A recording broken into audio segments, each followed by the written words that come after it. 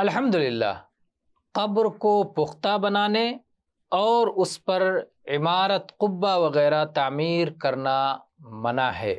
اس سلسلے میں جابر رضی اللہ عنہ کی حدیث ہے، قال نہا رسول اللہ صلی اللہ علیہ وسلم ان یجسس القبر وان یقعد علیہ وان یبنى علیہ۔ یہ صحیح مسلم کی حدیث ہے کہ قبر کو پختہ کرنے، اس پر بیٹھنے اور اس پر عمارت بنانے سے نبی کریم صلی اللہ علیہ وسلم نے منع کیا ہے۔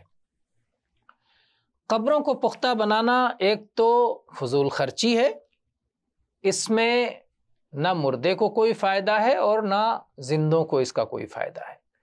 دوسرے، اس میں فوت شدگان کی ایسی تعظیم ہے جو انسان کو شرک کی طرف لے جاتی ہے۔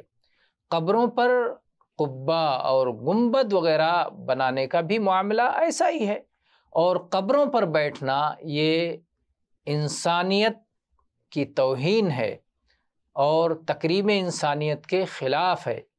اس لیے ان معاملات سے اسلامی پاکیزہ شریعت نے روکا ہے۔